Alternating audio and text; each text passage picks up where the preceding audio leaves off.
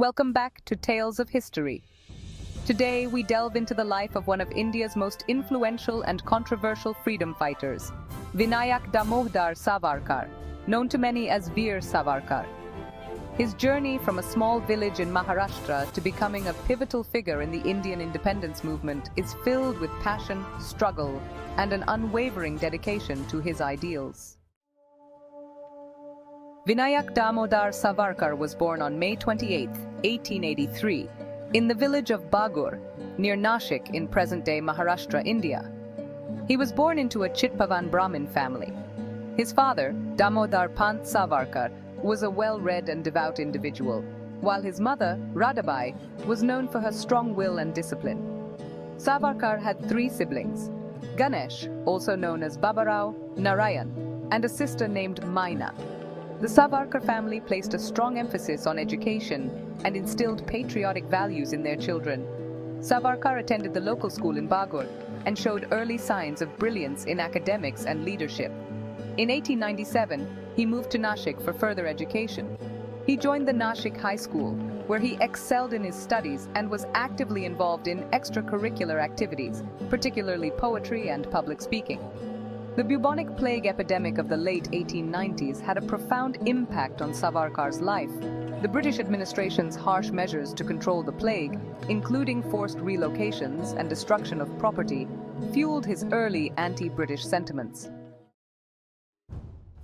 In 1900, while still a student, Savarkar founded a secret society called Mitra Mela, along with his elder brother Babarao and other like-minded youth. The organization aimed to instill a sense of patriotism and prepare its members for armed struggle against British rule. Mitra Mela was inspired by revolutionary movements in Europe and focused on physical training, intellectual development, and spreading nationalist ideas through poetry, plays, and discussions. In 1902, Savarkar moved to Pune to attend Fergusson College. During his time at Fergusson College, he continued to develop his revolutionary ideas and was influenced by nationalist leaders such as Bal Gangadhar Tilak. Savarkar was known for his fiery speeches and writings that encouraged young Indians to take up arms against British rule. He composed patriotic poems and plays that were circulated among the youth to inspire revolutionary fervor. In 1906, Savarkar received a scholarship from Shyamji Krishna Varma to study law in England. Varma was an Indian nationalist who founded India House in London, a centre for Indian students and political activists. Savarkar's move to London marked a significant turning point in his life. At India House, he was exposed to revolutionary ideas from around the world and interacted with other Indian nationalists and revolutionaries. India House in London became a hub of revolutionary activity under Savarkar's influence. He organized meetings, delivered speeches, and spread revolutionary literature among Indian students. He wrote The First War of Indian Independence, a book that provided a nationalist interpretation of the 1857 revolt against British rule. This book was banned by the British government, but it was smuggled into India and widely circulated among revolutionaries. Savarkar was instrumental in spreading knowledge on bomb-making. He translated and distributed manuals on bomb-making among Indian revolutionaries, encouraging them to adopt more aggressive tactics. One of the most significant acts linked to Savarkar's revolutionary network was the assassination of A.M.T. Jackson, the collector of Nashik, in 1909 by Anant Laxman Kanhera, a member of Abhinav Bharat Society. This was in retaliation for Jackson's harsh measures against Indian nationalists. In 1909, Savarkar was arrested in London for his involvement in a conspiracy to assassinate a British official. He was implicated in the transportation of pistols used in the assassination of William Hutt Curzon Willie, a senior British official. Savarkar was extradited to India and sentenced to 2 life terms of imprisonment totaling 50 years. He was sent to the Cellular jail in the Andaman and Nicobar Islands, also known as Kalapani, where he endured harsh conditions and continued to inspire fellow prisoners. During his imprisonment, Savarkar wrote extensively, including his seminal work on Hindutva.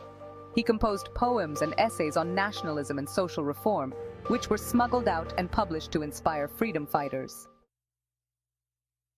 After spending more than a decade in the Cellular jail, Savarkar was transferred to mainland prisons in India and eventually released in 1924 under strict conditions, including a ban on political activities.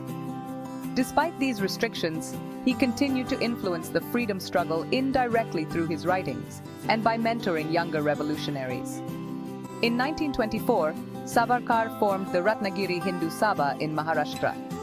This organization aimed at promoting social reform within the Hindu community, including the abolition of untouchability and fostering a sense of Hindu unity. Savarkar's political career took a significant turn when he joined the Hindu Mahasabha, a right-wing Hindu nationalist organization. He became its president in 1937 and served multiple terms. Under his leadership, the Hindu Mahasabha became a prominent political force, advocating for the rights of Hindus and promoting the ideology of Hindutva. Savarkar's concept of Hindutva, as outlined in his 1923 pamphlet, Hindutva, Who is a Hindu?, became the ideological foundation of the Hindu Mahasabha. Hindutva emphasized the cultural and political unity of Hindus and sought to establish India as a Hindu Rashtra. Hindutva, according to Savarkar, was more about cultural and national identity than religious belief. He promoted the idea that India was fundamentally a Hindu nation and that the Indian identity was inseparable from Hindu culture and traditions. Savarkar was a vocal critic of the Indian National Congress and its policies, particularly those of Mahatma Gandhi. He opposed Mahatma Gandhi's advocacy of non-violence and believed in a more aggressive approach to achieve independence.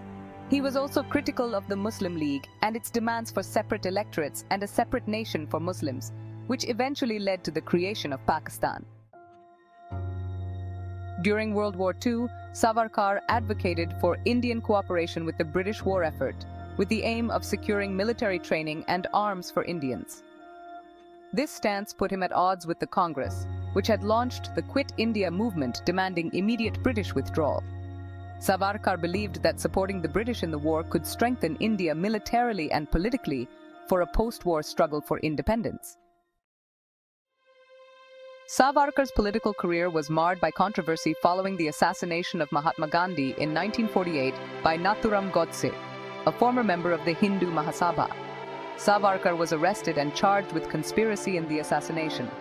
Although he was acquitted due to lack of evidence, the incident significantly tainted his reputation and the image of the Hindu Mahasabha.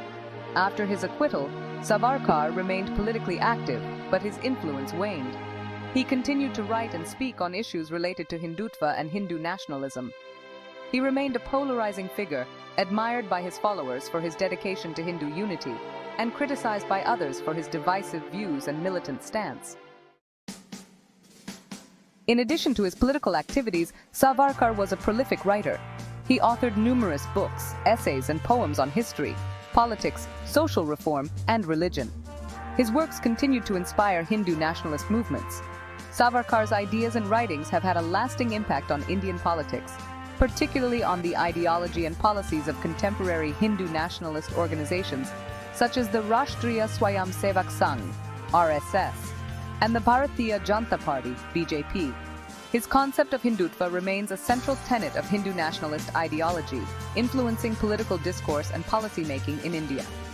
Despite the controversies surrounding his life, Savarkar is honored and remembered in various ways. Numerous institutions, airports, and roads are named after him, and his birthplace and former residence have been turned into memorials. Veer Savarkar breathed his last on February 26, 1966. Veer Savarkar's life was a complex tapestry of revolutionary zeal, intellectual prowess, and staunch nationalism. His contributions to India's freedom struggle and his influence on Hindu nationalist thought remain significant.